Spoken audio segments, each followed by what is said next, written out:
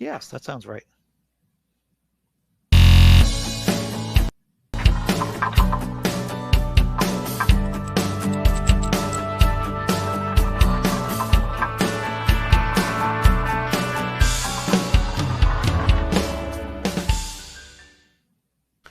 Hello and welcome to the Daily Atheist. I think I screwed it up again.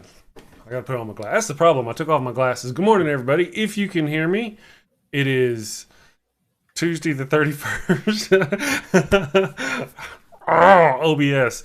So good morning. I don't know if you guys even heard the intro. My thingy isn't going. So good morning. I got guest host Andy with me this morning. Andy Hall from the Laughing in Disbelief blog over at Patheos. I said that right? You said that correct, sir? I got it. Yay. And we have Seamus from the Free Thought Prophet YouTube channel. Good morning, Seamus. How you doing? Top of the morning. All right. So let's see. It looks like you guys, everybody can hear us. Okay, good. It must have just been the intro sound. So hi everybody. How y'all doing? Had a good weekend? I guess it's Tuesday now, isn't it? I screwed up. Okay. So there's that. The days just go together. I know. That's what I started with yesterday. I started at the thing. Notice I'm goofing with the audio thing. Yesterday I started out, I'm like, hi peeps, did you have a great weekend? Is it a weekend? I don't know. Is it a Monday? Is it a Thursday? What day is it? But they didn't hear none of that because I didn't have the damn mic turned on. The red light has to be on. The little things, if they're not moving, they can't hear. That's kind of, I don't have a red light on my mic, So, well, I do, but Tuesday is just kind of like Monday part 2 anyway, so, you know. Yeah, true. Good morning, Epileptic Skeptic. I just want to shout out real quick to our peeps in the chat. Julie LaVoice, and then, of course, Junk Shop Library. He's here. Good morning, everybody. Jess Colts. I don't think I know you. Is that somebody you know, Seamus? Seamus's name band? Sounds familiar, but... He said, I don't know. Jess said Seamus's band. I'm not sure how that goes. She can hear me. Best name can hear me. See, best name's awesome. Good morning. And then there's Sandy the Sane, N-A-N-A. Good morning, Nana. Nana. And then Link Thomas. Hi, everybody. If I missed you, I'm sorry. Brainbug is here as well. Good morning, Brainbug. These are awesome people. Show. So good morning, everybody, and thank you for showing up. Godless Granny is here. I got to talk to you about doing some. She wants to do a co-host thing. I'm going to put her to work. I'm going to crack the whip at least for a day, right? And then I'm going to choke on my own spit. Seamus, you're new to the channel. If you don't mind, say hi to everybody and tell us about who you are and what you do. Okay. Hi, everybody. So I'm done? No. Lots of personality there, Seamus. Yeah, I know. It's a little early for me. No. So I do the Free Thought Prophet podcast with my co-host John Hamill, who's from Ireland, and my understanding is going to be on here later this week. Next week. Shout out to John. Next week. Is it next week? Okay. I hope it's next week. Next Thursday. This Thursday I've got somebody. Okay. Well, if not, I'll make sure he knows. We'll clarify. Way, so yeah, we'll get it squared away. No worries. So, anyways, we do the podcast there. Kind of long story about how all that started, but I don't know if you want to hear all that nonsense. But anyways, basically the format is it's two idiots who sit around and do pub philosophy with highbrow guests that just come on like yourself, and we just usually drink some whiskey and just joke around, try to have a good time, have a light discussion if possible, although sometimes it gets pretty deep. John likes to talk about the free will debate and stuff like that. I like to get into the whole Jesus mythicism and stuff like that, and it gets pretty fun, but we always try to keep it fun as much as possible. So, well, I was on your show the day before yesterday? Sunday, and the Lord's Day. That's on the Sabbath. And I really enjoyed it. That's why I was laughing as you were talking about the show and what you guys do, because I had a good time. You were a lot of fun. You didn't pick on me very much. Everything went okay. Yeah, it was a good time. So if you get the chance, go watch their show. My wife, actually, she's like, we were watching the thing last night that you sent me. Oh, okay, cool. And of course, that's where she asked about your face, because when you use the thing, it cuts you up like that. And then And then she goes, "Are they drinking?" I like, yeah, I think they're drinking. Yeah, sometimes if it gets longer, you can kind of tell that it's been. They're like, So, this guest will never shut up. Give me another drink. Yeah, we had Richard Carrier was coming through here, doing something with one of his books. I can't remember. It's been so long, I can't remember. But so he actually did it. She's the only guest that's actually been here, and we did it as far as part of the show. And yeah, that's fun. We drank like a whole bottle of Jameson, Really? just between me and him during the show, and we had to make it a two-parter because it was just so long. And yeah, but Gotcha. sometimes you can, as John likes to say, we start talking like washing machines. But there's only been a few of those episodes, so. Well, in their defense, Nana, it wasn't a morning show that they were drinking on. I was on their show. It was during their show. They had invited me on. It was in the, but it was my day off, by the way, so don't.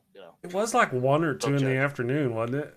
Yeah. Yeah. Actually, it was 5 o'clock my time. Oh, okay. 3. It was 3 o'clock my time. That's right. That's drinking time. You can drink. That's fine. That's it. I just want to say, if you were drinking at 9 o'clock in the morning, sir, I would not be judging you. Okay, no judge. cool. We don't judge here.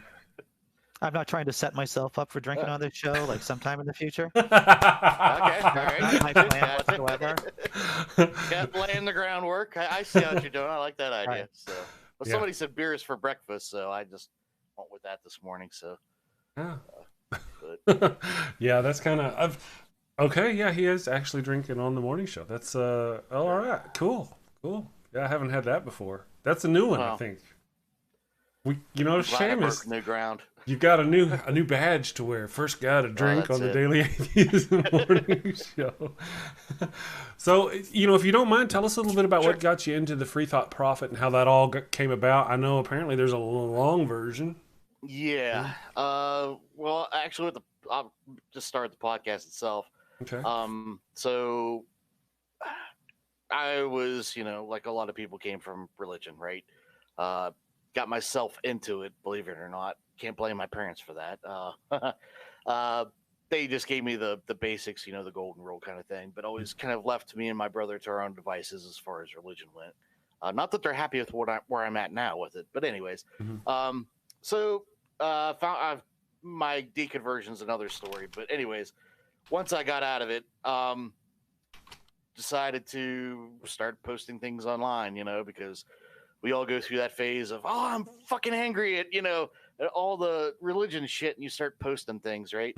So I started posting memes and all this, and at that time I was still in law enforcement, and my sheriff basically told me that I couldn't do that, that I wasn't allowed to post things on the internet about religion.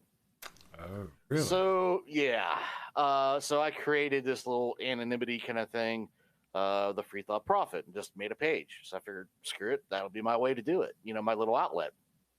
And got out of law enforcement in the interim, and then like everybody else, you start listening to the podcast, and you just think, well, that'd be something cool to do. And I started doing it, and then I think it was 3-4 episodes in, I was like, I enjoy this, but just don't like doing it by myself. Something's missing, right? I need something there. And because I'm Irish, I had reached out to Atheist Ireland because I'm figured, Ireland's the Pope's summer home, right? So there's got to be some sort of pocketed resistance there. So I found Atheist Ireland, and they hooked me up with John Hamill. He came on as a guest, and it was like talking to somebody that you've known all your life. We were making each other laugh, bringing up stuff that we both knew about. I knew about Father Ted. If anybody ever watched the TV show Father Ted, and that seemed to blow his mind that somebody over here would know as much as as anybody would about Father Ted as he did. And it just, one of those things. And then as soon as the episode was over, maybe half hour, an hour, I'm messaging him back and I'm saying, hey, I don't want to do this on my own anymore. How about you come on and, become a co-host? And boom. That's been it. And I couldn't ask for a better guy to I call him my brother because we practically are at this point, and it's been fantastic ever since then. So that's awesome. Yeah. Andy, Go ahead. How long have you been doing the show for? About 4.5 years, I want to say, roughly. Yeah. Yeah. And you're doing it So, weekly? yeah, now it's weekly. When it started, it was kind of bi-weekly, because we just didn't know how much material we could put out. And now it's to the point where it's like, we're putting out extra episodes during the week. We just put out an extra episode today because in Ireland, we're kind of using the podcast as also a way to litigate some issues over there as far as how they treat religion. I'm not going to steal John's thunder because he's in plus. He knows that verbatim as opposed to just schmuck like me. Right. But yeah, so.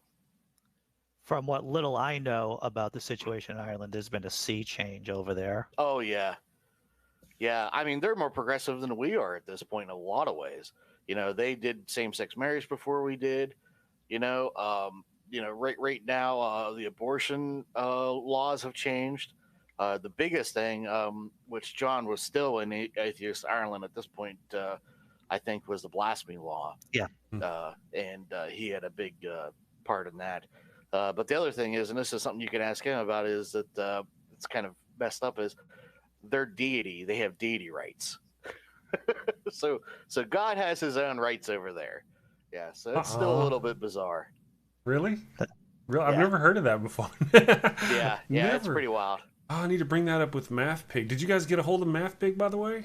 Yes. I think 2 weeks from now we're getting together with him. That's awesome. Math Pig is very yeah. cool. He's one of the first ones I met. Math Pig, Critical Cripple, Atheist Pastor, Mama Atheist, Jen's Little Corner. Those guys are all wonderful. You should probably have them all on your show. I don't see why you wouldn't. They're great peeps. And Junk Shop Library, even. I saw him. Deity Rides. That's crazy. Real quick, I've got a question from the chat for you. Okay. Well, first of all, Jess Colts says, "Love me some Seamus in the morning." Okay. There you go. That's great. Thank you. Thank you. I think it was Link Thomas asked what band you're in. We'll knock that one out real quick. Oh, excuse me. Never heard of that I one. was in a band, Mutiny on the Mayflower. You can find us on Reverb Nation, I think, still. Really? We actually recorded an album, but of course, like a lot of bands, broke up right when we did it, so that was fun. We're still all friends and stuff, and we've been talking about trying to get the album out, but you could listen to most of the music on there. And actually, a lot of the music that we use for the show is from those recordings. So is any of it on YouTube? I don't think so. Oh. Unfortunately, that was something we were working towards, and like I said, everything just kind of fell apart at once. It was one of those. Now, how did a good Irish boy get into a band called Mutiny on the Mayflower? Yeah, right. Well, it was Retrospect was the first name of the band. Then we try to still use the same name and call it A Retrospect because there was another band in near us. So we're like, oh, okay. But then we got a cease and desist order from a wedding band. Really? Called the Retrospect. So we're like, shit, we got to change the name, and we went with Mutiny on the Mayflower. So, because I think that was about the time that the Tea Party stuff was going on and Occupy Wall Street. Yeah. So it was kind of like everything was crazy, and we're like, oh, that would be cool, So. Yeah. Well, it's a good name. Awesome. I dig it. Thanks. Yeah. I can't claim it though. So it's somebody else in the band. So Oliver Langenthorne, who's actually British by birth, the singer in the band, came up with the name. So. Got some strange lighting going on in my zone here. Cool. Scared me. Thought I was having a stroke. Oh, That's for later, folks. Have doing that later. That's scary. Yeah, don't go down that road. No. Yeah, I've been there. So that's quite a thing as far as your channel and how you met your co-host. And do you guys have any plans for what you got going forward beyond the channel?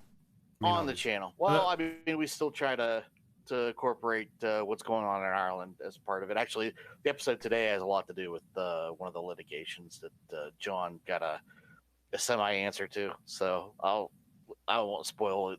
Guys, go check it out. But we just honestly the crust of the show has always been we find people we want to talk to, and we talk to him because we want to talk to him and don't really give a shit. Because we got into a lot of heat because David Silverman came on. Actually, he's been on twice now. Post Me Too and all that stuff. But our thing was we wanted to talk to the guy. Yeah. So that was a conversation we wanted to have. But that's what it's kind of always been. We use the show as a vehicle to, how else would I have been able to talk to Robert Price, Richard Carey or Sean Carroll, Michael Shermer, you can go down the list of, Michael Sherlock, who's fantastic too. Seth Andrews, all these people, how else could I, possibly in my life be able to talk to these people? And it's been great, so. I relate to that in the short little time that I've had my show, doing the morning show, which is, I guess, 4 months now? 4 months, maybe almost 5. I don't know. In that short time, I've got to meet, Steve McRae. I've got to. Some people like him, some people don't. I do. I enjoy him. So far, it's always been okay. Steve McRae, Dr. Carrier's been on my show. Aaron Ra was on my show. I got Andy Hall, the Laughing in Disbelief over at the Patheos, a writer, a blogger for Patheos is on. These things, it's amazing. Blows my mind that I've had such fortune. Damien Athope. I don't know. I've seen Damien Athope's work for years. He's on my show. He's a guest host on my show. And then there's some new people. One of the things I like to do about my show is I try to help new people, other content creators, when I'm not being a jerk to them, because apparently I'm a jerk to my friends. But I also try to get them on the show and help them grow their audience as well. So I'll have them come on as guest hosts. Or as guests and stuff like that. So, yeah. And then later down the road, like Godless Granny, she's going to be on my Eric Murphy and Vila Bianca. Those were wonderful guests. Oh my goodness, they were so wonderful. Godless Granny, really great. Someday Godless Granny is going to be this huge atheist person. I had her on my show back when she was just new and just starting. See, these are the kinds of things. So that's how I've been rolling it. Yeah, I like where you said Steve McRae. Everybody. And he has some different views, no doubt. I almost got into an argument with him just this morning. I saw a post. Really? Apparently some douchebag comes up to him and says, "Oh, so you believe in magic, and you're this way." So he takes that and takes a copy of it and he puts it on Facebook and says, "This new atheism sucks. These new atheists." I'm like, this guy represents me? How does this douchebag represent me? I wrote a long post. I'm like, dude, you're vilifying a whole bunch of people who had nothing to do with this kind of mentality. Why are you doing this? And then I deleted it and went on, because I knew if I did that, it'd just be a fight. I don't want that kind of drama on my show. So pretend I don't know who this person is. Okay. Steve McRae? Okay, so what's an atheist and what's an agnostic? And all right. So imagine there's somebody in the, forgive me for saying this, Steve, if you're watching, in the atheist community who doesn't really take atheism as all. We're all agnostic, because you cannot possibly know that there is not a God. You cannot know that. You cannot, therefore you're not an atheist. So he gets on here, he's gone after Aaron Ra, he's gone after these other people because of the nomenclature they use to describe themselves. Yeah. Okay? So the first time I ever met him, I just started my channel back in January or February last year. I thought, it's not going fast enough. I need to stream live with these people. So I went and found some live streams, and the first one I run across is Steve McRae with Duke. They're arguing about what's an atheist and what's an agnostic. They're both atheists, trashing each other. Duke got his butt kicked because Duke did not know what was going on. I'm not saying Duke is an idiot or anything like that. I'm not trying to vilify Duke. He just didn't understand, I don't think, what was actually happening. Steve McRae was debating philosophical terms. Duke was trying to talk about street terms. And that's kind of a big part of the problem. What term are you talking? Street term, or are you talking actual philosophical term? And that's the big fight. And that's Steve McRae's whole thing, as far as I know, is fighting him. And then he does debates. And then there's the Non Sequitur show where he got into a thing with Kyle Curtis, where it turned into a whole flame war. Let me see if I can give a synopsis to see that if I understand it. Gotcha. So Steve is saying there's no such thing as a agnostic atheist? No, as an atheist. There's no such thing as an atheist. I believe that's his deal. Really, to be honest, Steve McRae would be the one who would have to This is my basic understanding of the ongoing battle. So people will come on and go, "You're an atheist?" And he's like, "Well, no, I'm not an atheist." And they're like, "Well, you believe in God?" And he's like, "No, I don't believe," and all this stuff. And then he gets really, but then he, like in his post today, his definitions of philosophical definitions are fine. That's the whole problem. He's taking philosophical definitions and arguing street people with them. And that's not, anyway, that's his whole shtick though. Drama works for some people. We're all building channels, and some people do it well. My channel is growing pretty fast, according to some people, but according to me, it's not growing nearly fast enough. But if I had drama, if I had people on here arguing all the time, it might go faster. It might grow fast, and maybe that's his deal. Maybe that's just his personality. I'm not trying to vilify him. Chris, you're a prick. There you go. There's a drama. I am aware. I knew that. So you see what I mean? I mean, I actually deleted it just because I didn't want that kind of fight. Yeah. The reason. And I do like him. Sure. Oh, I do too. I use the term atheist because I'm trying to fight stigma against atheists. Mm-hmm. So I will go out of my way to say that I'm an atheist, and then if the person wants to continue in that conversation, we'll get into the weeds a bit, or try to clarify what my brand of atheism is, as an agnostic atheist. But yeah, I think it's really important to fight stigma, especially here in the States. Yeah. And that's why I just say I'm an atheist. I had this interesting conversation when I was doing comedy at the Comedy Studio a couple of years ago, and I was, a lot of my shtick was just about being an atheist. And this young woman came up to me and said, "Oh, I've never met an atheist." It's like, yes, you have. You have met atheists. You are in a room full of comedians, and I'm sure that if we were going to take a test right now, a lot of us are functional atheists. Yeah. I'm just out there saying that I am an atheist. Okay, so real quick about the topic about, and good morning, Neil. Good morning, Neil from the 604th Atheist. One of my buds. He's great. Like my other brother from another mother. Neil's a good guy. He's awesome. Hey, Neil. I envy his hairline. I'm just saying. Me too. Sorry, I didn't even think about you, brother. That's okay. No, he's a hell of a musician too, man. Yeah. Oh, yeah. I didn't know that. I didn't know that about him. Yeah. One of the things, best name ever, and Julie LaVoice are kind of saying, "Chris, don't go into a drama channel." I totally get that. Yet we enjoy Chris's rants. So if I were to do a drama-esque stream, it wouldn't be on the morning show. I'm already considering doing a show from 1 to 2 in the afternoon. Depends on where you're at. And that'd be more of a political, let me rant about my crap and just be angry and do my stuff. And that's a different kind of drama than, you called me an atheist? I'm an agnostic. I'm going to trash you in videos for months, because you called me what you called me, or whatever happened. See, it's so easy for me to slip into vilifying Steve without really knowing what happened. The first time somebody gets on the internet and they watch my Evil God Monster of Abraham series, and then they take an episode of that and they put it on there and do a response video of it and point out how much of an idiot I am, then all of a sudden I may feel a little like Steve and go, "Listen, you done took the gloves off," and I'll start doing my own response video. Who knows? But see, lots of people like the ranty Chris. They love ranty Chris. What I want to ask Seamus is about the beef between Atheist Ireland and the Union of Atheists of Northern Ireland. Can you tell me about that? I honestly don't know a whole lot about that. That's because there's no such thing. There's no such thing as that. Yeah, I think that's a question you need to ask John if you're going to go down any that's a poorly constructed joke about Northern Ireland and Ireland and atheism right there. That's all that was. All right. Well, I know that there is a faction in Northern Ireland. Oh, yeah. Yeah, but I don't know what it's called. I'm sure there's a Catholic faction of atheists as well as a Protestant faction of atheists in there. Yeah. What was the joke?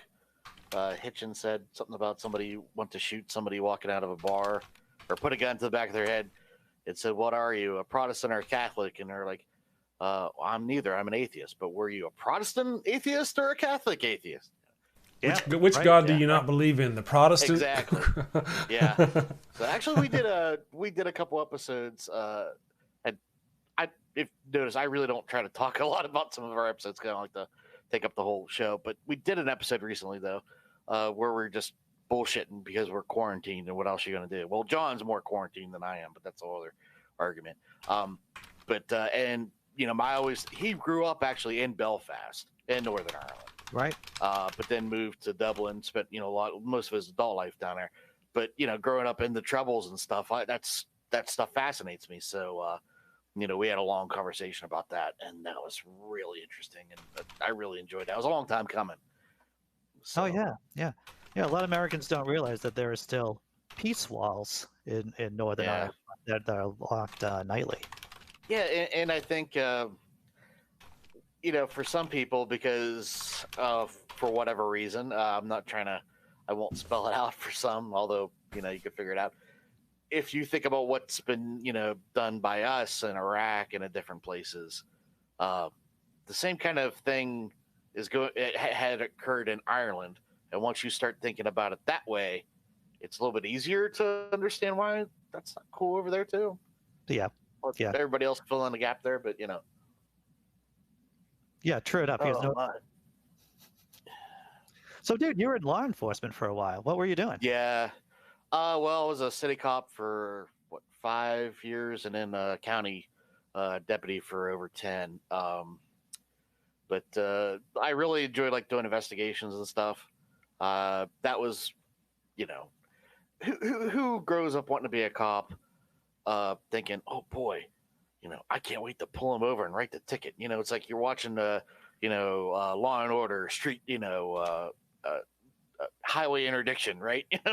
I mean, who really wants? Oh, wow, he's got Granny after she ran the red light. Oh, the drama. My thing growing up. My grandfather was a cop, and one of the first, non-family but close to family friends was also a cop. So I kind of looked up to those people at the time, and I always just loved, whodunits and that kind of stuff, Sherlock Holmes, all that crazy stuff. So I always wanted to kind of get into that kind of thing. But most of law enforcement is not that. Most of it is just politics and a lot of bullshit. I don't want to go on a tirade about that's going to sound anti-cop, but Sure. there's a lot of the stereotypes are for a reason, and I am incredibly happy not to be a cop anymore, and wish I never was, to be honest. Oh, So, I mean, I enjoyed, little vacuums of it when I actually did feel like I did something. But for the most part, you don't do anything. You're kind of just picking up the pieces. You make no real impact. So, Gotcha. I know that sounds shitty, but that's just my perspective. But I think the trick is, and this is what I've been thinking for a while, is that you have to create a society that doesn't incentivize bad behavior, right? yeah. And so once the bad behavior occurs, it's like breaking a vase in Pottery Barn. It's you can't put it back together again, but somehow you own it, right? Yep. Yeah. And unfortunately, you got too many points of view going on with no common purpose. I mean, everybody says it's a common purpose, right? But you have, people trying to do the whole, like you said, you screw up, kid touches something that they shouldn't, they get their hand smacked, right? This whole risk reward kind of thing. But then the whole rehabilitation kind of view of it is also skewed and chucked aside by a lot of the people. Yeah. So you have, the authoritarians on one side that are just trying to bring everybody down and, doing these, germane sentencing, and also, try to fund the private prisons and all that. But then on the other side, you have the people that actually want to rehabilitate criminals, and, not, Mm-hmm. I mean, honestly, a lot of these people aren't even criminals. They're victims of circumstance, and you have these two different ideologies that are just fighting each other, and just everybody gets screwed in between. Right. I think a lot of that punishment part of our prison system is firmly rooted in good old fashioned Protestant Christianity, right there. Yeah. There's a couple of questions or comments from the chat. One of them was, were you ever shot at as a cop? No. So this would have been, I think that's an initial reflex question. The first question you want to ask somebody when you find out they were a cop. 4 months in, I saw somebody shoot themselves. Oh. So that was pretty interesting. Left a mark. Yeah, and I hadn't even been to the academy yet, so I was super green. But I've only had my gun out a handful of times with the intent of actually using it. Never Goodness. did. Yeah. So. Yeah. Kristen says Facebook wants her to watch tons of these the police videos, and they scare the shit out of her. Have you seen those? Do you watch those? Oh yeah. I don't watch. Yeah. They piss me off. I mean, for the same reason they would piss off the average citizen. But then also I know why some of the cops are doing some of the stuff that they're doing, and I honestly would say 60% of the time they're wrong. I mean, there's like 40% time that they're doing something that they're trained to do. And actually, well, I mean, truly a lot of it is just bad training. Yeah. There's and I'm not trying to, get on these people, but Caliber Press, who is started by a guy, well, I don't know if he started, but I know he's like the front man, Buck Savage. If you YouTube Buck Savage, these are funny PSA videos by cops, kind of thing. He's a funny guy, well-meaning, but a lot of these trainings like that they do is called street survival. Basically, what they do is they scare the shit out of law enforcement officers into thinking that every time that they stop a car, they're going to get shot. Yeah. And I know that may be a little bit of an oversell, but really, that's what they do. They show a whole bunch of videos of cops getting killed on routine traffic stops, and then try to tell them, you need to go out there and, expect this to happen and be prepared every day. I'm not saying that's not a right, mindset to have to a point, but you don't need to go out there thinking that everybody you pull over is your adversary. Right. Granny, like I said, Granny, you're in the stop sign. You don't need to go up and, invoke some sort of Nazi Germany, inflection upon her. Right. But unfortunately, that happens a lot. Yeah. And hence you can see that in those videos. I'm not saying anything that, somebody watching those videos aren't going to pick up on. So Sure. So Seamus, tell me, no, geez. being stopped by the cop, should I go and start fishing around for my registration, or should I just keep my hands on my imaginary wheel here? Yep. Just keep my hands on the wheel. Yep. Let them tell you what to do, and don't be an asshole. That's what I mean. That's the bottom line. Don't be an asshole. I think that's a good policy overall. Yeah. If you're an asshole, then you're gonna get shit. I mean, that's just it. So, I was never a guy that wrote a lot of. Well, when I was young and dumb, I wrote tickets. But whenever when I got past the green bullshit, I didn't. I mean, I stopped cars, because if it was obvious, or for other investigative reasons, if I could, so to speak, to get intel. But as far as writing tickets, I mean, unless you're an asshole, I mean, it's $250, to somebody that can't afford, half time, put meal, food on the table for the kids. Why do that? Why do that? What are you really getting out of that? You're not personally getting anything from it. Your department really doesn't see the money. Yeah. So I mean, the only thing you're getting is some sort of validation about something that's bullshit. Right. So. Right. Did you have the thing where you were back, kind of pulling this back to atheism just a little bit? Sure. Did you have the thing where they were putting the "In God We Trust" or stuff, little bumper stickers on your police cars? Did they do that there? I'm from Texas. No, not. Oh yeah, I've seen a lot of that shit. The only thing that happened was, and this was, I had already made up my mind I was leaving, so I really didn't buck the system too much. I mean, it really wouldn't have mattered at that point. They put out like a mission statement that had God invoked in it. Oh, I see. So, and me and the sheriff, who we'd already butted heads, and he even made a point to make sure that I saw it, kind of thing, because that's this kind of asshole he is. So, do you recommend having, real quick, this is a question from Sure. the chat, best name ever, Miss Kristen asks, do you recommend having your own dash cam and telling the police they're being recorded, or just let it happen? It doesn't hurt to have it. But do you tell them you have it? That's which would you recommend? Tell them or not tell them? Assuming you have the device. That's the starting position. I would say tell them. Just put them on their heels. They don't like, cops don't like to be recorded. Cops don't be told what to do. They don't like anything challenged because they're so used to, And a lot of it is training, but the other part is they're, some of us are slow to change. Nobody likes change. Nobody likes change more than police. Right. If the boss sends out a directive, well, we need to use the number 3 gauge pen as opposed to the number 4. Oh, it's mayhem for a month.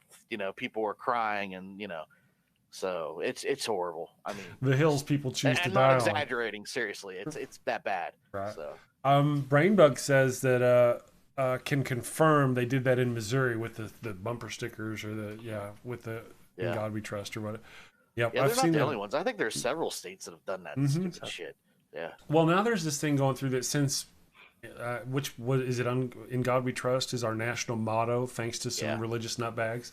Now they're getting away with putting it on schools and putting it on everywhere they want, or I say that facetiously, of course. Sure. But you know what I mean. They're running with it because it's our national motto. So we need to cut the head of that snake off by making it no longer the national motto, and then we can battle the little state things for those who want to go there. If that's the fight you wanted to fight, that would be the place to start, is getting, of course there's other things they've got this whole denial of care thing, and the moments of silence, and other ways they're pushing this thing on our children and on our citizens, other than bumper stickers. There's bigger fights to be fought, is kind of what I'm saying.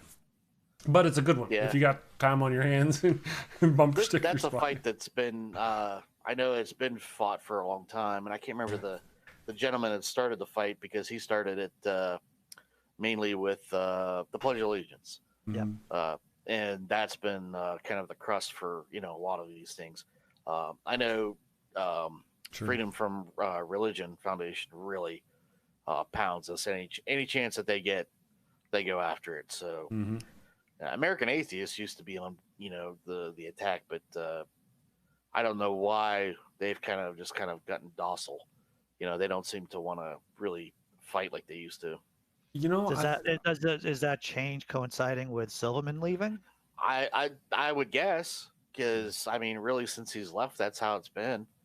Yeah. And I kind of got a little bit of guff with some other people, because I took shots at Nick Fish, because he made a comment, something about Laura Ingraham, saying, I've been invited many times on Laura Ingraham, but I will not go on that show and validate her show. What the hell? No, you need to go on there and you need to fight, because people like me, who were fundamental Christians, and Seth Andrews were also right-wing assholes, right, at one point. So we used to watch that shit. Christopher Hitchens made an impact on me when I was watching Sean Hannity one night, right? So you need to get out there and do that. That's what you're supposed to be doing. And Chris Hitchens was mine too.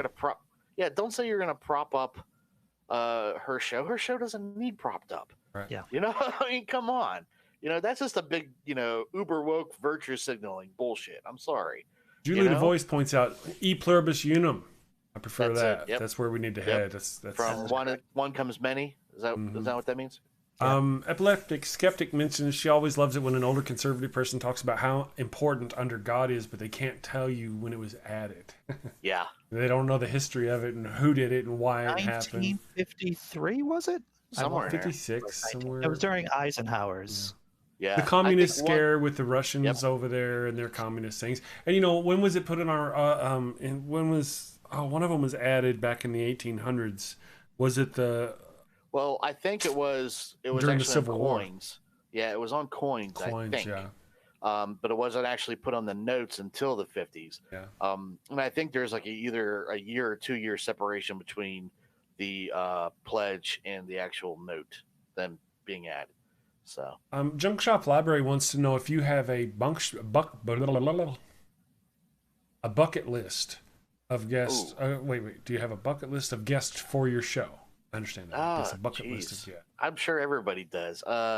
Ricky Gervais would be one. I mean, top of my head. Ricky Gervais. Stephen Fry. Boy, that seems really British. Sam Harris. Sam Harris. Yeah.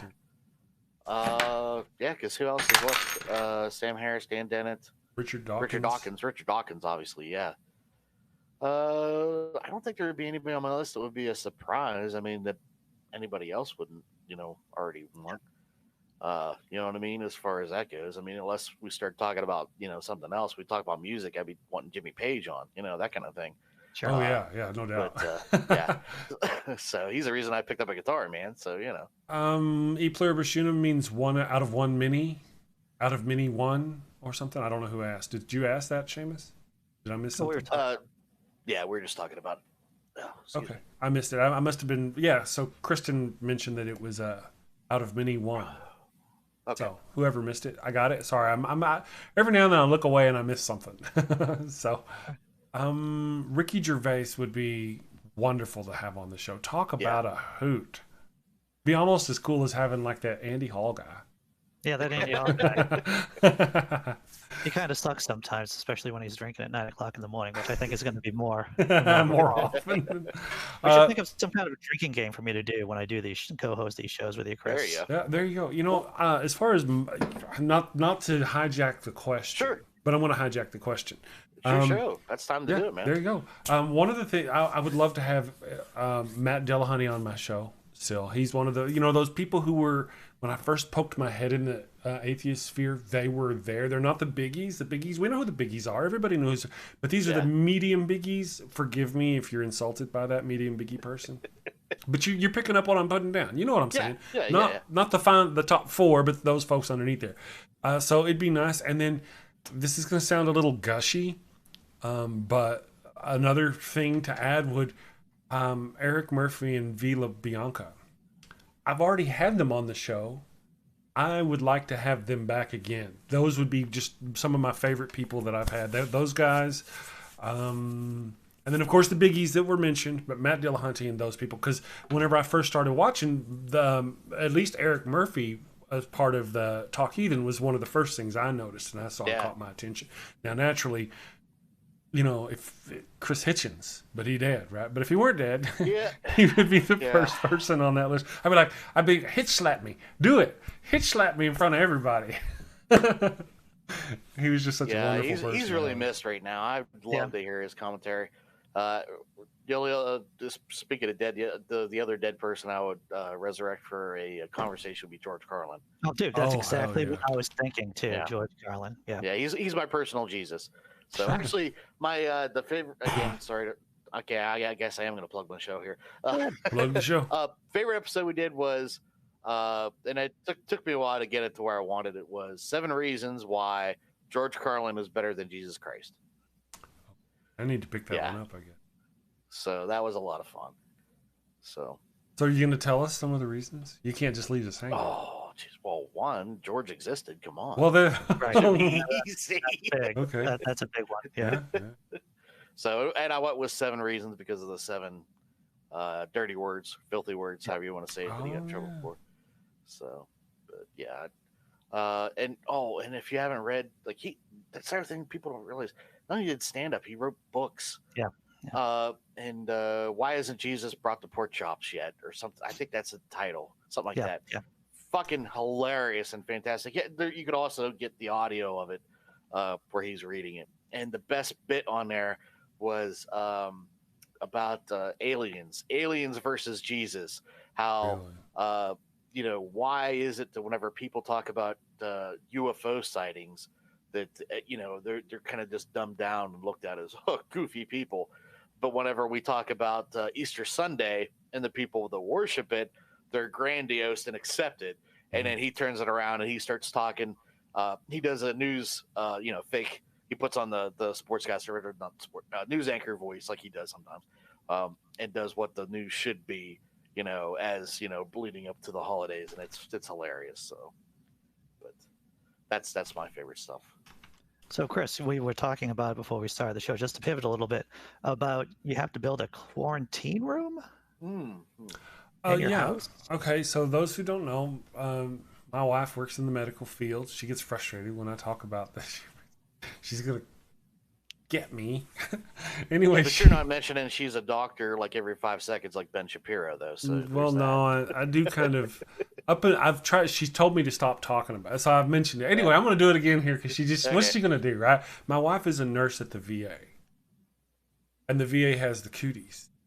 Hmm. So what she wants is she wants me to set up a little dog block. So whenever she comes home, because we have a restroom right off the garage, you come in, block off the dogs so they don't greet her, and she can pop right into the restroom and dump her thing. So that's our little mini quarantine thing. So she can wash herself and get all cleaned up and get all that stuff taken care of before she comes in.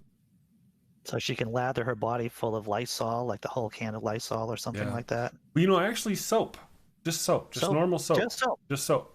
Regular soap breaks down fatty bonds within viruses, and it kills it. It didn't even have to be antibacterial soap. 20 seconds of washing your hands or bathing or whatever, just soap. Just soap is good enough. I always thought, how you can have one of those fumigation bombs in case your house ever gets infected with like fleas. Uh-huh. I had a dog that got infected with fleas, and we had to bomb the house. It would be great to do that with Lysol, right? So you could just like throw the can into the room, set it off, and just walk away for like an hour as the place just fumes up with Lysol. Yeah, that would be handy, wouldn't it? It wouldn't suck, I'll tell you that. It wouldn't suck. Yeah, no, it'd be nice if, I don't know, in our current situation, there's a lot of things that are challenging. I'm a person who I used to go, my hands are washed. That's it, and now you got to watch, and you got to get, you got to do the backs. You got to do the backs, and you really got to work on your fingertips. Do your finger. I never did that before. I'm always under. I'll just go in there. Oh, I just touched the trash can because I really freak out. Oh, I don't want to touch the trash can.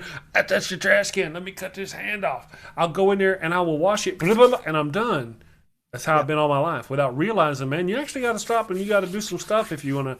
And, I never grab my trash can with the palms of my hands right here. But whenever I wash, it's always, but when you grab the trash can, it's always with your fingers. You see what I mean? I mean, it's just my world has changed due to this. I feel like I'm kind of masturbating when I'm washing my thumbs like this. A little bit. There's some kind of autoeroticism going on here. This is no time for romance. Yeah. I'm sorry. I'm just trying to make you clean. Yeah. Oh, yeah. Well, they say if you wash it more than 3 times, it constitutes playing with it. That's all I'm saying. Oh, okay. Yeah. I like that. So you started washing your hands and you found out you had a fetish? Is that what you're saying? Oh, wait, I like that. I kind of like that. Next thing you know, you're on all these like underground Facebook group chats. Mm-hmm. Tell me about your hands. Can I watch you wash them? Yeah. Ooh, wash it good, baby. Are your knuckles hairy? I want to tell you about the miracle of live streaming is that there's actually someone knocking at my door. So I'm going to go say, cool, and go do something with that person. So I'll be right back, guys. Go ahead. Yeah. So what I need to do is I need to work a thing to where I don't have the guest host there and it's just me and the guest. But I don't have a thing worked up, I don't think. We're just going to have to thingy. Just work it. Real quick while he's gone, what I like to do whenever somebody steps away like this, I really just like to talk about them, pick on them. Did you see the faces he make? No. We love the faces Andy makes. It's wonderful. All right, so let me catch up on some questions. I really appreciate Matt's view on it, Kristen, about the hero worship and stuff. My notion is that I was impacted by people like Chris Hitchens, and I want to impact other people. I'm not allergic to little hero worship. Different strokes for different folks. Not trying to vilify anybody. Epileptic skeptic. Gotcha. Are you talking about Dan Baker or Dan Barker? Who's Don Baker? Dan Barker. I know Dan Barker from Freedom from Religion Foundation. Is that who you're talking about, or is there a Don Barker? Is that a different person? I may have to get him on the show too. I'd love to get Dan. Yeah, Dan and what's her name? Don't tell me her name. I can't think of her name. Dawn Baker is a host or co-host on Atheist Experience. He's the one who always does the God Fails. That Don Baker. Failures of God. Got you. And then Dan Baker, of course, Dan Barker. Dan Barker, that is. Well, everybody knows who he is. So I don't need to explain that. Well, I have a Dan Barker hero worship story. Not that he's a real. He was not. I mean, I just kind of saw him. I'm like, and I found out who he was, and that was great. But that was after I was already into the thing, right? Sure. But he did come by, and he did speak here, and I did go down to see him speak, and I bought a couple of his books. Cool. And I'm one of those. I have stage fright. I deal with it a lot. I know for a lot of people to understand. Anyway, whenever it came time for me to go up and shake his hand, I'm going to blame stage fright, right? But I was so nervous that I was supposed to get him to sign my books, but I just shook his hand, said it was nice to meet him, and then I walked the fuck away as quick as I could. And I got home, I'm like, I didn't get him to sign my books. So Dan, if you're watching, they're never watching when I say that. Dan, if you're watching, I got a couple of books for you to sign. Yeah, so that's my Dan Marker story. Jen with one N says her daughter is an RN at a nursing home. She's trying to get into the VA. She's engaged to a CB. Very interesting. You know, the medical people on the front line are just amazing. They give me the cardiomegaly, which means my heart swells for them. Cardiomegaly is actually a bad thing, though. If I can mention a shout out real quick, please, because when you're bringing this up. So speaking of the band Mutiny and the Mayflower, if you hear the bass, as in the bass player, Joey Pastor plays bass on there, and he is tested, or he has been tested positive for corona. I got you. So, well, I'm sorry to hear that. So wish him the best. He's in isolation, doing okay. He's a younger guy, younger than me. So he's doing okay. I mean, he's, you know, it sucks, especially he's got, you know, family and stuff he's away from, and that, you know, that comes to be a problem. But hoping for the best for my buddy Joey. So yes, just wanted to say that real quick. Wishing the best for him, and all of those who are dealing with it. Well, where I was going to go is, we all know the thing about thank you medical people for what you're doing. Man, that is powerful, scary. Thank you grocery store workers. Thank you convenience store workers. Thank you tire fixing people. Thank you everybody out there who's doing this stuff. I went to the grocery store yesterday, and I'm kind of secluded. I'm already a bit of a germaphobe to begin with. Remember we were talking about touching the trash cans? But you know, I got to go to the grocery store. My wife is a nurse. She works all the time. Her hours are crazy. She can't get down to the grocery store at a decent time. So I'm going to go to the grocery store. And I can't give her enough credit for where she goes, the bravery she faces to go do what. So I go down to the grocery store, and normally I take those little wipes and I wipe down the cart, but the wipe thing was empty. It was empty. There was no wipes there, but they had a little part roll of dry paper towels and a squirt bottle. So you could grab it, but the squirt bottle was empty. And you know how I know this? Oh, jeez. Because just like everybody else, I grabbed the damn squirt bottle. I pushed the button on the thing to get the hand sanitizer, and there was none there. So getting into the grocery store, I touched every single thing every other dope had touched and didn't get anything out of it. So there was no sanitizer, no protection there at all. Just a trap for you to touch the same thing everybody else has been touching. And then I go on my little cart, ding, ding, ding, ding, ding, ding, ding, through the thing. I got back to the car, and it shouldn't be this way. I shouldn't have that kind of anxiety. I already had anxiety. I should not feel the way I felt when I got back in my car, and I'm like putting the shit on my hands. I'm like, it's okay. I'll tell you a few of my hacks, a few of my strategies. You got a hack. I did not touch my steering wheel. No, I did not. I was very careful. I did not touch my phone. Sorry, I'm answering Kristen. When I was going through the thing, I never touched my phone. I did not touch my face. I did not take my glasses off or put my glasses on while I was shopping. From that point until I got in my car, I opened my sanitizer. I put it on my hands. Normally I squirt. This time I opened and poured. You know what I'm saying? You picking up what I'm putting down? And so, no, I was very careful about that. Thank you. Carry on with your tricks. I found there's a small convenience store, hole in the wall down the street, and I was looking for toilet paper. And I said to myself, I'll bet you that little place down the street has toilet paper. So I walked in there, and I don't know if you guys know what Keno, Keno, it's that whole addictive lottery game where a bunch of dudes just hang out, smoke cigarettes outside, drink coffee all day. Well, this is like a really small place, and no one was social distancing in there, and everyone's like watching Keno. And out in the back was a treasure trove of toilet paper. It was virgin toilet paper, like. It had, I don't even know how long it had been there for. Like, it was an old version maybe, but it was still good toilet paper. And there was like a whole like shelf of it. And I didn't want to seem like I was going to start hoarding and do some crazy stuff. So I only took 2 4-packs with me, and I walked out. Well, of course I paid for them, and then I walked out. My second. So I guess the first lesson is see if there is a small store close to you that you would not think there's toilet paper, because a lot of people may not think there's toilet paper in that store. Yeah. And my second hack is getting into the store early, the regular grocery store early. And I faced a problem like Chris. I didn't want to touch anything, so I took multiple trips in. I thought that if I like dart in, grab my stuff, and go through self-checkout, and if I do multiple trips, that means I don't have to touch the nasty carts or anything like that. Yeah. One of the things they were doing here, I don't know if about in your communities, they've outlawed the paper bags or plastic bags. Yep, and those thin ones. So they actually still give you plastic bags, but now you have to pay for them. They're thicker and they're supposedly biodegradable, which you pay for them. So if you go through, for anybody watching who's unfamiliar with this, if you go through the grocery store, you got to pay 10 cents a bag to bag your groceries if you don't bring the bags with you. So that encourages people to bring the bags and recycle the bags, so we don't have them filling up our landfill and sticking to the side of the road on the mesquite bushes, shit like that. Anyway, so yesterday I was down there, and this guy ahead of me in the line, he turns around and he walks away from the checkout counter. I usually go through the one where there's a worker there. So he goes through the checkout counter and he walks away from me. He's like, they won't let you use your own bags. Okay, so they're not letting people bring their own bags to bag the groceries. But they are giving the bags away for free now. But he didn't hear that. He just got mad because they wouldn't let him use his own bag, and he stomped over to a self-checkout instead of hearing that. But at least they're doing that. They are giving you the bags now because they don't want you to bring your cooties with you. Right. No, totally get it. I wonder if there was a sign at the register stating the policy. I didn't see a sign. I didn't see a sign. Yeah, but I did not. But the guy,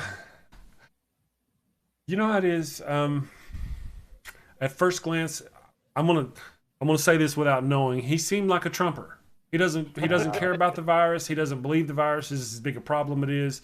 Blah blah blah blah. He walked away complaining because the guy wouldn't let him use his bags and talking shit about the guy in his camo hat and his camo shirt jacket. You know what I'm saying? Sure. So I don't think he would have read the sign anyway. He would probably had to stop and go, free. What's that word? Bags. Sorry, I'm being a douche. Here comes the drama. Yeah, I just started the drama. So you're advocating pictograms in a certain way. yeah, that might work. I don't know. As long as you write they draw the pictograms slowly. Be okay. Slowly, right. Very good, very good. Yeah, so this has really changed the world. Even with my own little secluded, Anna Morgan, how are you doing? Good morning. You know Anna, Seamus? I've seen her comment on some of my videos, so. Gotcha. Yeah. Don't really know her, but we don't do a lot of live stuff. We've been talking about trying to do some more stuff so we can actually interact. So he doesn't know her in the biblical sense, but he's saying the name around. No. Good morning, Anna. Thank you for joining us. So we were usually run an hour, sometimes a little longer, depending on what we're talking about, how things are going on. Right now we're talking about the cooties and grocery stores. Best name ever, non-perishable items. Yeah.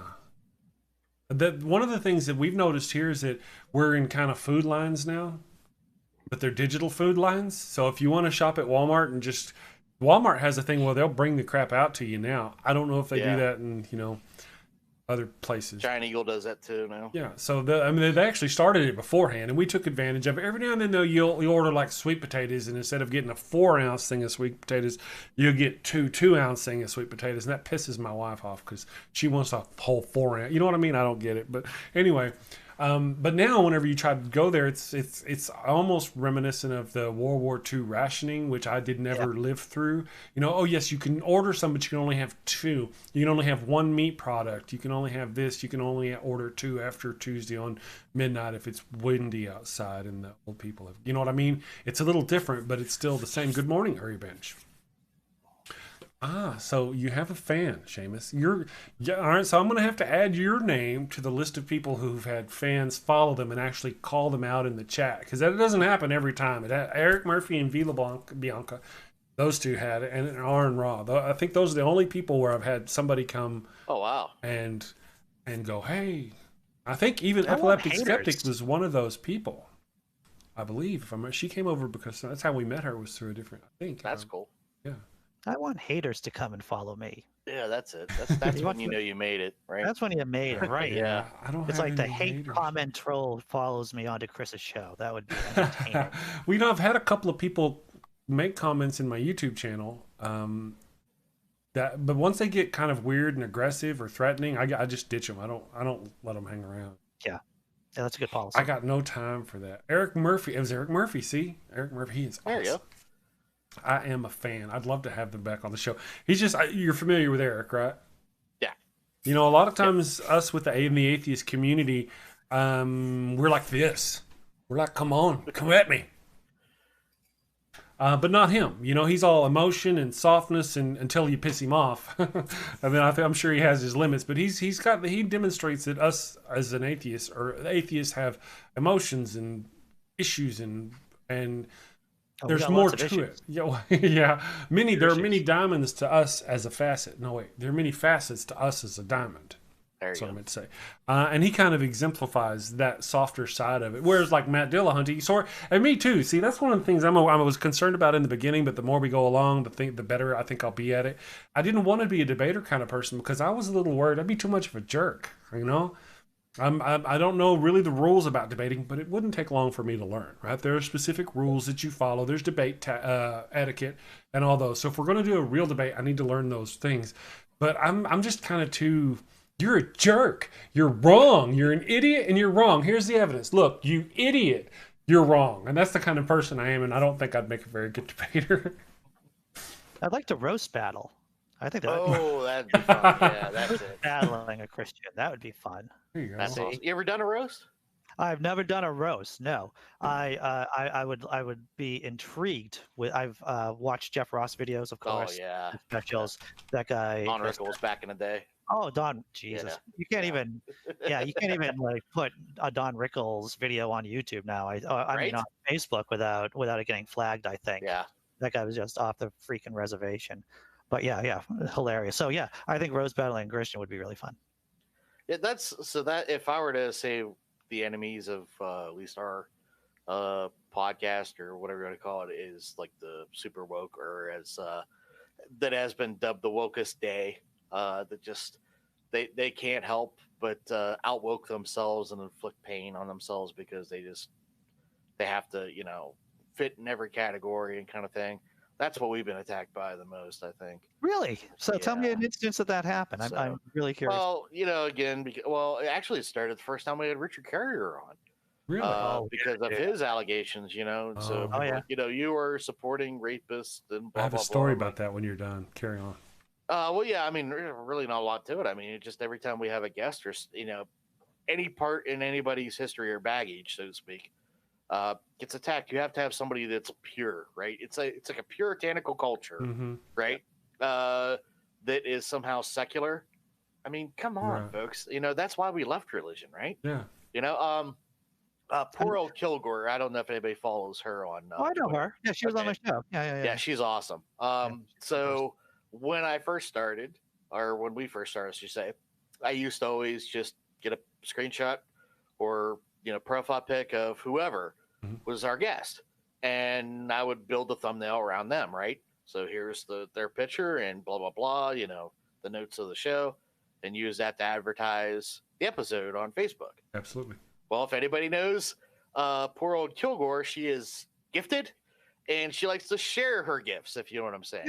Yeah. And it's really hard to find a picture of her where she's not doing that, to be frank. If you follow her, you know what I'm saying. I have no idea what you're talking about. I'll look her up. So I picked, I thought, the most modest picture, which is actually her profile pic, and put that in there. Oh my goodness, people were they attacked her.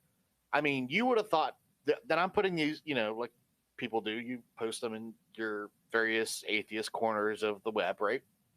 And people were attacking her, saying, oh, I'm sure she's really smart. I'm sure, Really? All of her brains are in her chest. Oh, shit that's what like you're that. talking about. I get it. Yeah. I see now. Well, I I mean, got you. but I'm saying it's both sides, though, man. I mean, that's Really? what's insane.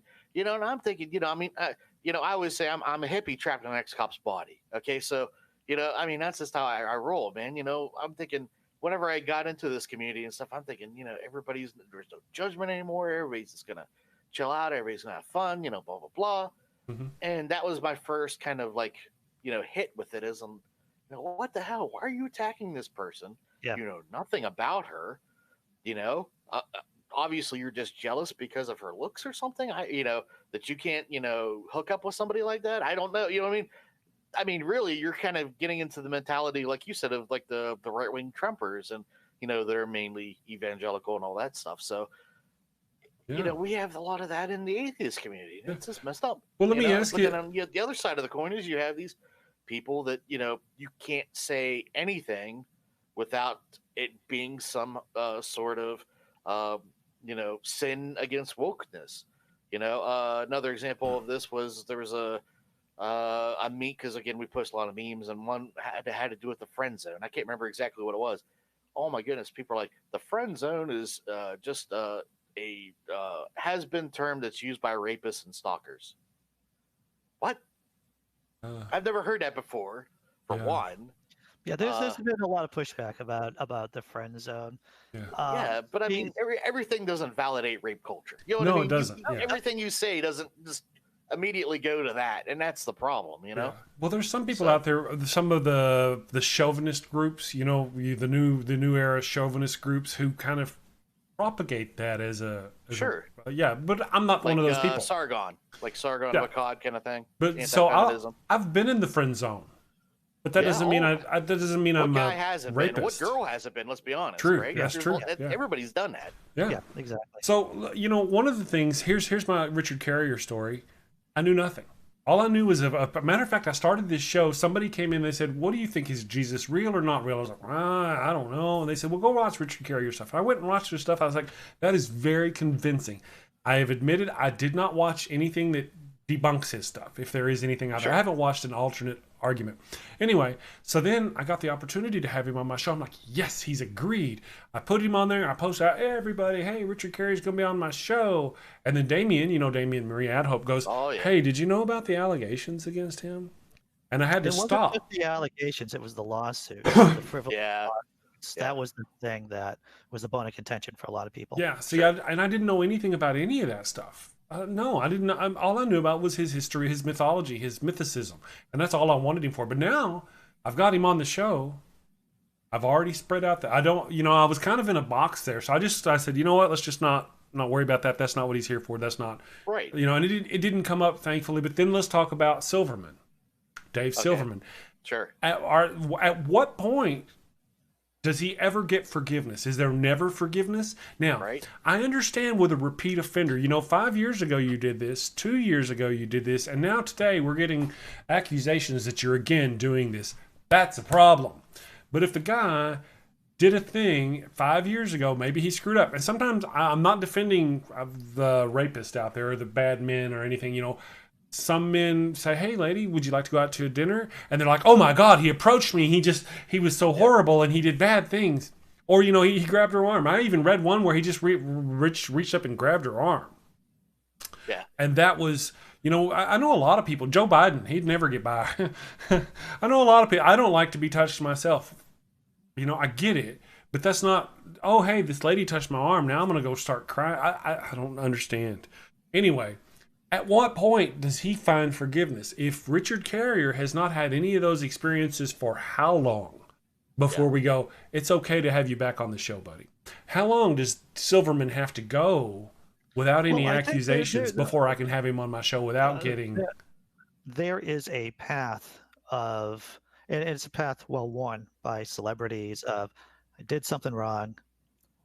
I said it a couple of times. I did it wrong. Go on a couple of shows saying, hey, this is what I did wrong. This isn't a reason why I did it. I mean, I'm not justifying my actions. Mhm. You do your mea culpas or culpas or whatever's. The mea culpa, yeah. The mea culpas, and then you kind of start working your way back up again. But there has to be some kind of cycle. The way that you don't do it is doubling down on what you did wrong or trying to justify it or defend it. It's a tough path no matter what. Taking your penis out of your pants can be dangerous. Yeah. See, again, at least with Dave Silverman, I'm always thinking about about just being sensitive to other people. Thank my fictitious God.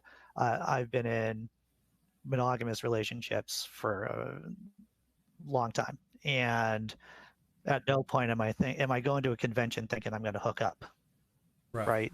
Because that's where the trouble starts. And see, I agree with that 100%. That's a So I agree with Kirsten. A person's personal space. I'm a person that does, but I mean, to go try to destroy somebody's career because they grabbed your arm is a little. If they grabbed your tit, if they grabbed your butt, maybe I'm being a little. I don't want to break bounds and go there. Really, I'm just trying to say that. I mean, was this a person that just didn't like him to begin with, or what? Now, in Richard Carrier's case, my understanding is one of the problems wasn't that he touched her arm. That wasn't really the problem. It was the fact that he was a lecturer and she was a student. That was the problem. And she goes, "Oh, well, I'm a student. I can't go out with you or whatever." Totally agree on that. Now, let's say that happened 5 years ago, then again 3 years ago, and then again last year. I don't want Richard Carrier on my show. He's a repeat offender. He got caught. He never did the mea culpa. He never did it. Or if he did, he just kept on doing it. Then I don't want him on my show. But if he screwed up, because actually one of the things I read, and I only read one, right? So he may have got much more worse. I read one where they went after a meeting, a speech or whatever. A group of them went to a little pub afterwards and were drinking, and he was talking to this lady and made an advance to her openly. "Hey, would you like to hang out? Go do something." He didn't, my understanding, get crude or anything, but it was still inappropriate because of who she was and who he was. But at this point, he'd been drinking. I mean, is there any slide for this guy? I mean, it's not like he said, "Grab her by the pussy." It's not like he did, to my understanding, anything really worth vilifying to that degree, outside of the fact that he did try to. Now, was that 5 years ago and he didn't do it again? Or does he do it a lot? Is that a recurring theme with? I can't say I know. I think the other problem is that you don't have a kind of equal. No, Richard Carrier, Miss Kristen. He's the one. He's also got sexual accusations against him. And unlike Dave Silverman, I believe, I don't know if Dave did it, but Richard Carrier actually went and countersued people or something. It got real ugly, and I didn't know anything. Silverman did too. Okay, so Silverman did too. Yeah. So and see, so Kristen didn't know. She was excited. Whenever I saw, she was excited that Richard Carrier was going to be on the show. I thought, okay, and I just let it go. Now I know. Seamus was about to say something about unequal power relationships, and I think that was interesting. Say that again. Well, I just think that there's no scale, right? Like you said, somebody touches their arm, and then we got somebody grabbing pussy. Mm-hmm. That's two completely different things. And people have been Me Too'd for very ridiculous reasons. Mm-hmm. Is it Aziza? Sorry, is that how I can always butcher his name? I know. Somebody tried to meet to him because they had a bad date with him. That's ridiculous. And I am not trying to downplay what the Me Too movement did as a whole, or the need for it, or the actual sexual assaults that have occurred. But there are some cases of just buyer fucking remorse. Well, yeah. How many times have you woken up with something, especially when we were younger and dumber, woken up with somebody we shouldn't have? Right. And, the other thing, and I know this is a touchy subject among some of the atheist community, like you said, as far as going to these conferences, and the people we've just named, is the whole polyamorous thing. Okay. And I'm not judging it, but the thing is, especially in one of these person's cases, and I'm not going to get in, there are some blurred lines, there's some rules to it that some people have, some people don't, right. And I'm not judging. If it works for you, have at it. Again, I'm a hippie, have fun, right? But you got to wonder if at the same time, does some of this stuff lead to all of this, or at least increase the risk of somebody being assaulted and somebody also getting Me Too. Right. Well, I this really isn't. I mean, I am all pro woman. I'm absolutely pro-woman, Yep. and if they're uncomfortable, they're uncomfortable, period. That's really all it. Sure. The only reason why we're talking about this at all, and I'm kind of addressing Bringbug's comment here, is that the only reason why his comment is because the only reason why we're on this topic, because this is not a topic we normally talk about, is because we're talking about getting guests on the show, and these people have faced that. So I'm talking to these other content creators. Do I go get Silverman on my show? What kind of blowback will I get? That's all. I just soon move on. It was just about I didn't know about Richard Carrier's accusations. I didn't know. I did know about Silverman, but I really don't know the depth of them, and I don't want to challenge it. That's not really what my show is about. It's more about fun and laughing and meeting atheists and helping grow our platform and stuff like that. Well, I got a lot of shit for the Silverman thing. Yeah, we got a lot of shit. So, but again, I don't even know enough about it to try to defend him or to not defend him or to vilify him. I don't know, and I don't want to know right now. I got too many things on my plate. If he would want to come onto my show, I'd have to stop and go, I don't know. First of all, it's Dave Silverman, so I would be a little flattered that he wanted to be on my show. Of that, there's no doubt. But it's also Dave Silverman. Do I want him on my show? Do I want to be talking about those things right now? I mean, this is not. The whole Me Too movement and all that, I'm on their side. I am totally pro-woman. So I got no arguments. Well, you're right about this, Chris, is that you got to consider what the tone of the show is. For an example, I could talk to a lot of people, which would just devolve into me, turning into Bill Burr and asking them about, whether or not it was a good idea to take it out of their pants at that particular time. And that's not going to go anywhere. I mean, that would be hilarious, maybe. Totally. But it isn't what I want to do at 9 o'clock in the freaking morning. Tuesday. I'll say that. Yeah. There you go. Batman versus Superman.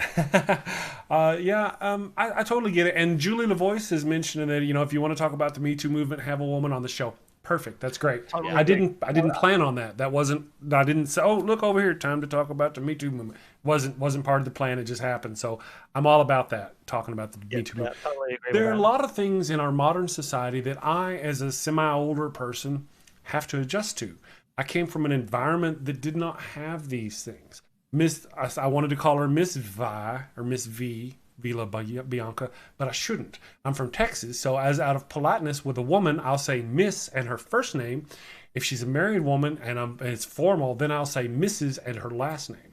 So it's hard for me not to address V as Miss. She likes to be addressed as a they or them instead of a she, right? And so these things are confusing to me. And in active conversation, it's hard for me to shift gears and go they instead of she when talking about somebody, especially somebody who is, from my perspective, from my eye, is clearly female. No offense to nobody. I'm just trying to say it's a lesson I'm trying to learn so I can be respectful to other people. Same thing with the whole non-binary movement is rough to swallow. Right. I mean, I'm not against it, but again, that verbiage, getting used to that verbiage, and as long as they don't mind and they're understanding that, hey, I know, and take your time, brother, take your time.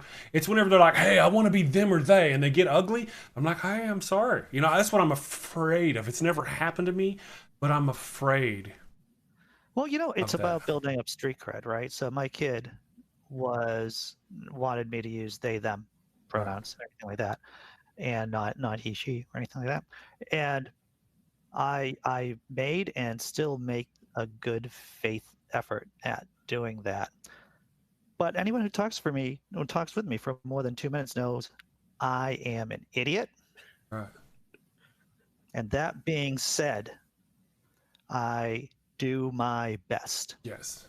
Well, I mean, change is, something that, again, I already mentioned, it's something we all struggle with. Right or wrong, even if you have the right intentions, just trying to get that down.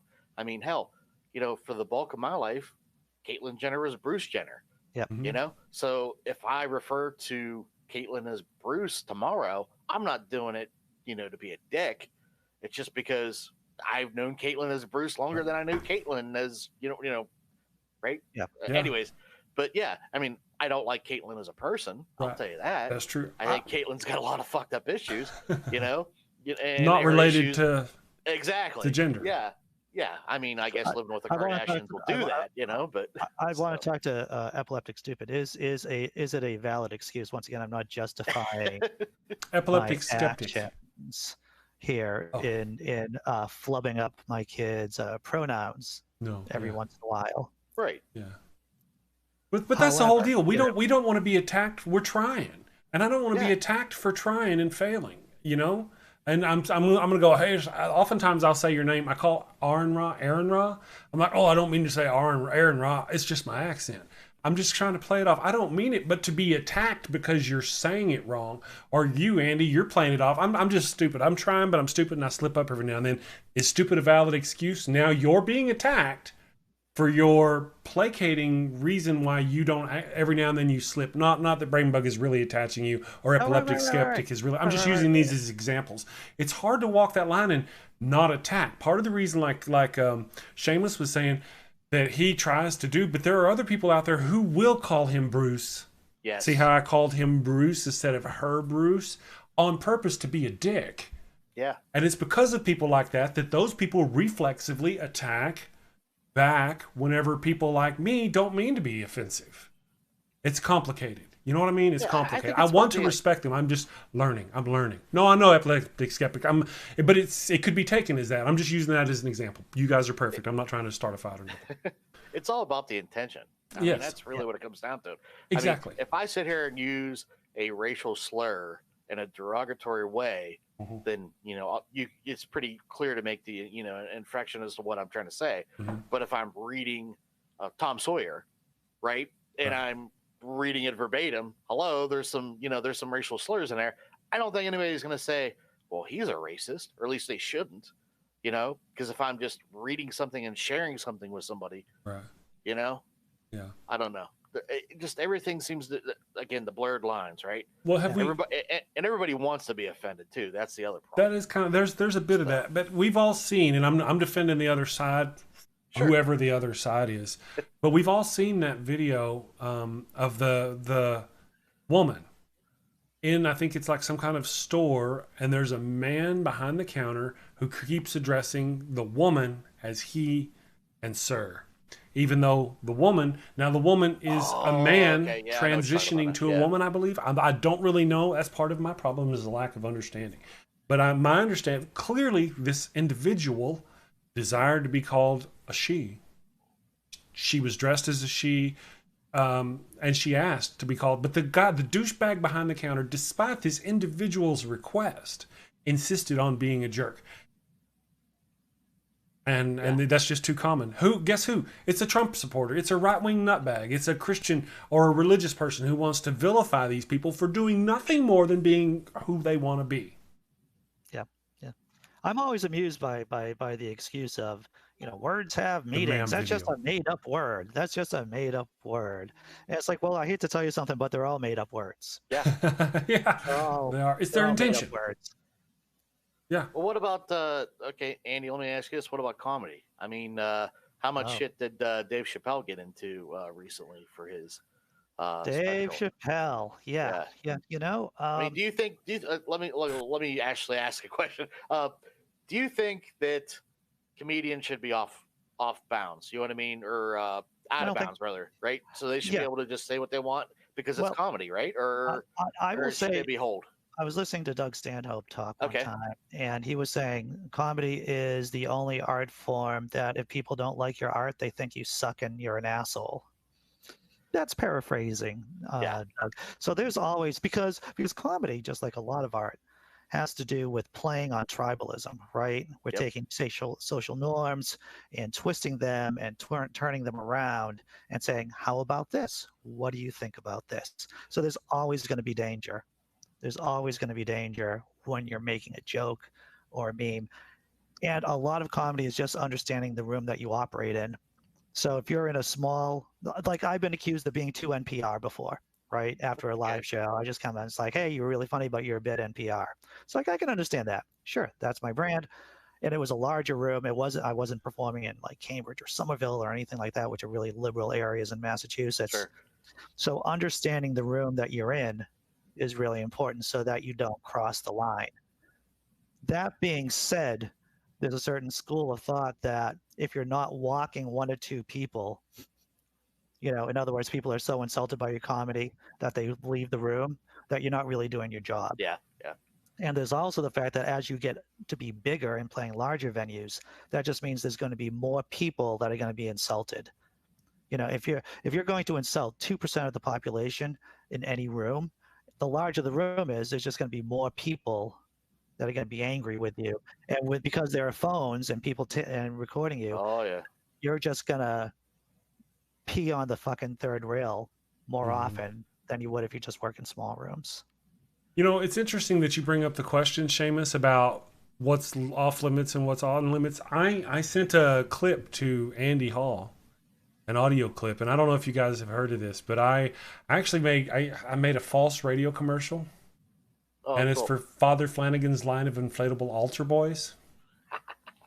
And I have been vexing on whether or not I should play it on my channel, even though it is clearly comedy. It's there's no doubt it's comedic.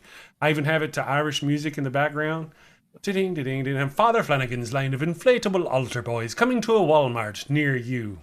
You know, eyes and mouth wide with surprise. Andy seems to be grimacing over there, so I don't know. I thought it was funny. Okay.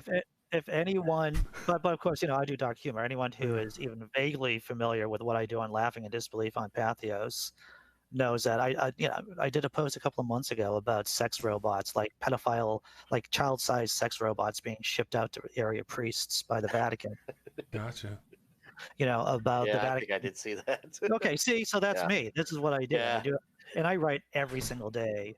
But once again, I know the room that I'm in and what my people like and what they don't like, and so it works for me. It's tough though. With someone like Dave Chappelle, you know, he is an artist. Whether you like it or not, he is an artist, and he is probably one of the best artists performing right now. Right. And so I would give him a bit of leeway. Like when someone tells me that they like Michael Jackson, or even if they liked Senator Ted Kennedy, the great senator from Massachusetts, I'd be like, fair enough. All right, does a great job at what he does. Bad date. Bad date, yeah. Well, comedy, there's a lot of subjectivity to comedy. Let's just take the example we've just laid before everybody, my Father Flanagan's line of inflatable altar boys. It's a joke. It's clearly panning, skewering the Catholic Church and what's going on with the Catholic Church. But it is dark. I've got one person in the chat saying, do it, play it. And then somebody else saying, that is really sick. You see what I mean? You walk that line with comedy, you know. It's a line to be walked. True enough. So do I release it? You know? I mean, I would, but that's just me. I would too. And actually, if you wanted to send it to, if you wanted me to put it on one of my videos, like what at the end of one of my videos, and I could easily, you know, put a link to you because I do more comedy stuff. So that might be working more for a comedy channel. If I were to play it now, you guys might or might not be able to hear it. Can I play it now? Would y'all be willing? Unless I don't want to make. I want to play it once, and if I get too many people too angry with me, I won't do it. Let's see if it's gonna play. All right. Is your humble parish tired of constant litigation? Drained by bloodthirsty lawyers sucking the collection plate dry? Well, finally, no more threats of jail time and public humiliation. Try Father Flanagan's line of inflatable altar boys. Cute little fellas, eyes and wide with surprise. This is radio magic. Complete with lifelike tears. I would Father say, Flanagan's line of as we're waiting for inflatable the altar boys. Coming to a Walmart. One of the basic, and I'm not. This is common knowledge, right? When you're writing satire, doing comedy, you typically want to punch up, right? Yeah, I can hear you through the whole thing. By the way, I can't separate the audio, so carry on. Start over again. Is kind of what I'm saying. Oh, okay. So one of the basic principles of comedy is that you want to punch up, right? You don't want to make fun of people who are getting the short end of the stick, right? Or people. Right. So you want to, you know, my main targets are the rich, the powerful, religious fundamentalists who are out there trying to make all of our lives miserable. That's my bread and butter, basically. That's what I like to do. And I think if you're doing that clearly, people understand the comedy a bit more. If you're making fun of the rich, the arrogant, the powerful. Yeah, I know even like Ricky Gervais got a lot of shit for his trans tweets. I think I got into an argument with somebody over it, and their point was, well, at the end of the day, I don't think it's okay to make a marginalized society that's really getting shit on the butt of your joke. I was like, I can understand that. So, yeah. Yeah, so as far as all the comedy and where it goes and what to do, I've been a little vexed. Hell, I don't even put music in my videos because YouTube's so twitchy about music rights, and I don't know what's that's a whole right. show in itself, right? I tell you, it really is. You know, so I've been working and learning on those. So a little thing I've been working in my mind is I want to increase the production value of my show, and I want it to be a morning show, a fun morning show. So like this. Father Flanagan's Light of Inflatable Altar Boys commercial, I've thought about making fake commercials to run during the show, fake funny commercials to run during the show. So, when I started the podcast, I was trying to do all humor stuff and doing stupid things like, that, not that it's dumb, but you know what I mean? No. One that had like, what was it? Heathen home dinners or something. I had a little stupid commercial. Had a couple guests, wink, wink, nudge, nudge, that came on. Sure.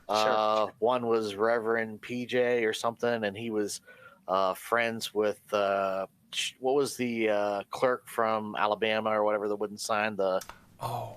What's her name? I don't remember her name. Davis, wasn't her last name? Davis. Kim Davis. Oh, Kim right, Davis. Kim Davis. Yeah. So like I did a mock interview with them. So I had all these like characters lined up that I was going to do, but I was like, that's a lot of, it's a lot of work. I mean, I'm talking to the guy that does that stuff. Yeah. So, but I had one character I always wanted to do, but I never got to do, was he was going to be a senator or a congressman, X whatever, who was obviously gay, but was anti-gay, and like everything he talked about was bashing gays and stuff, and he was coming from a religious point of view, but he was obviously hello. So you wanted to get Mike Pence. You wanted to get Mike or Pence. Lindsey Graham. Yeah. So, right. Any of those. Any of the We have a question for Seamus, or for Andy actually. Brainbug wants to know, Andy, if you think people claiming God speaks to them like Pence does should be diagnosed with schizophrenia. Well, there's multiple diagnostic characteristics to be labeled as or diagnosed as schizophrenia. I'm sure hearing voices is one of those. You could actually have temporal lobe epilepsy too, which might have been what Paul had. How many people actually hear a separate, different voice in their head, and how many people just hear their own voice in their head and just mistake it? Or just I would say that there is definitely, think of it as a bell curve, just like anything else, right? So there are people who are never going to hear voices in their head. There's going to be some people who hear voices in their head all the time, and then there'll be some people under real stress and duress will hear a voice. Mark Maron, right? He was doing drugs. He was over at the comedy store, working the door, doing I think he was actually performing at that point. And one of the reasons that got him out of LA years ago was the fact that he heard a voice in his head telling him to get out. Oh, wow. So hearing voices like one time under stress, probably not a sign of long-term mental illness. But if you're hearing voices all the time, and it gets in the way of your everyday living, like having worked with people who have brain injuries and who are psychotic, their voices affect them negatively all the time, and they're on medication to help control those voices. Well, unfortunately, all these problems started with some guy hearing voices in his head, right? Yeah. So first he told him to cut a little bit of his dick off, and then go kill his son. But he was just joking. Yeah. Just joking. So, yeah. Yeah, I have a theory about Abraham. He had STD, probably syphilis, and it gnawed on his brain. Whenever you read the book of Abraham, or those chapters in Genesis, they're in their 60s. They go to Egypt. He gives his wife to the Pharaoh. The Pharaoh gives it back and says, "She gave me a disease." Remember, you and I talked about this on the show the other day. So you know my whole deal about it. And then 30 years later, he's cutting off the end of his dick and making the rest of his tribe do it, and he's hearing voices. He's going to kill his son. He's not going to kill his son. Al Capone had the same thing. I want to go back to what Brainbug was saying. Brainbug said, "I asked because punching up gets sticky when mental illness gets involved." So I would say with someone like Mike Pence, he is functional on a daily basis, right? So and he is more evil than impaired. Yeah. There is no doubt about that. And you have to ask yourself, does he believe, or is he putting on an act just for the, getting power? I think Pence is a true believer, to tell you the truth. Oh yeah, did you ever see that the documentary The Family on Netflix? I've seen clips from it, to tell you the truth. Yeah. It's fantastic. You guys have to watch that. I mean, especially being part of this stuff, you really got to get into that. That's a fantastic and disturbing story. Basically about how evangelicals kind of usurped the powers of government, made their own kind of shadow government for many different purposes, which I'll leave that to alone.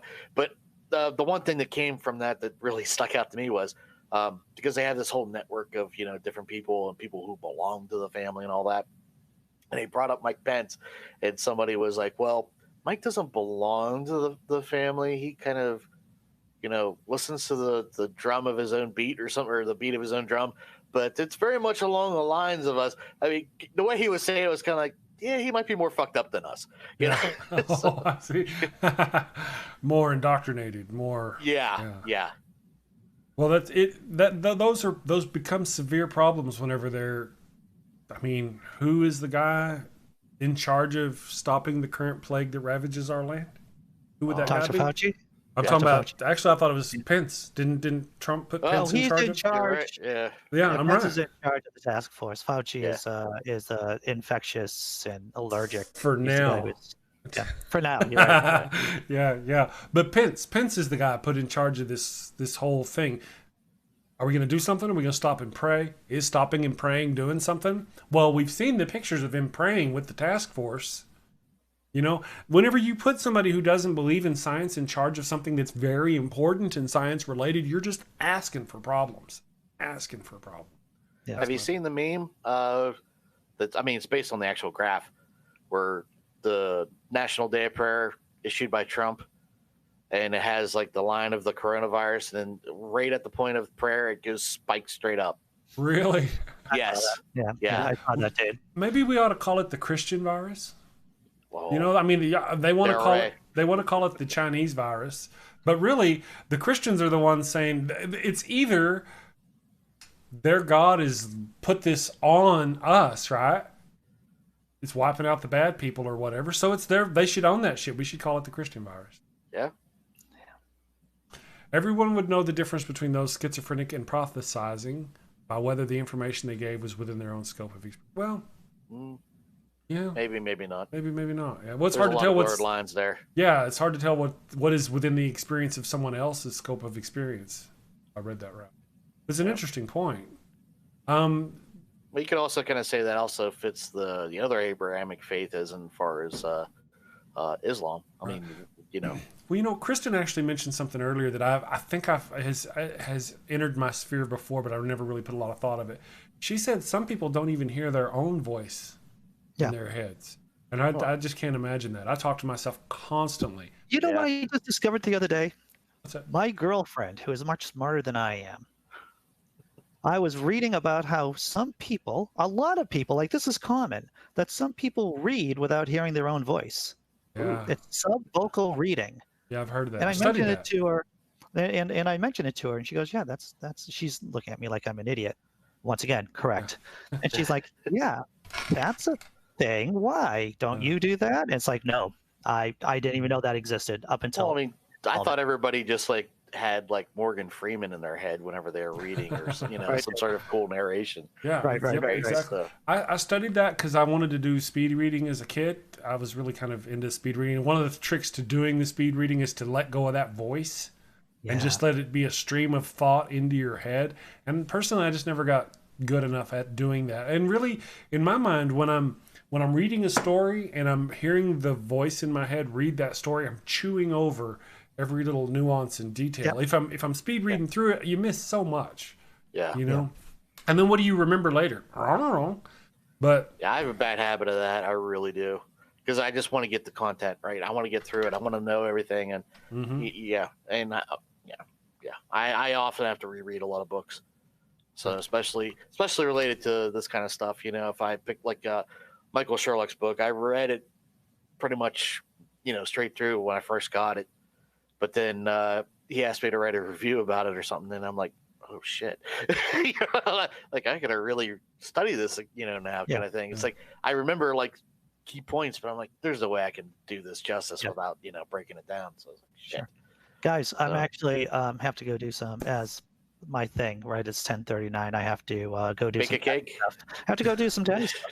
Yeah. To tell you the truth, I'm not gonna lie to you. Nice. Well, we'll go ahead and end it there. Thank you guys for joining me and hanging out, and I loved it. It was great. Thank you, Andy. A lot of fun. Yeah, I had a lot of fun too. Nice meeting you, Andy. It was nice. Hey, nice meeting you too, Seamus. Take care, man. Cool. It's nice having you on the show, Seamus. We'll have to do it again in the future sometime. I'm not against it. Anytime, man. If you ever get the urge, I often have guest hosts come in, so I could get you to guest host while we co-host for somebody else. Yeah, I'd love to do that. Thank you to everybody in the chat. I hope you guys stay safe. Stay away from the cooties. Don't go there. Don't do the thing. Stay safe. Love you all. You guys have a great day, and I will see y'all tomorrow. Awesome.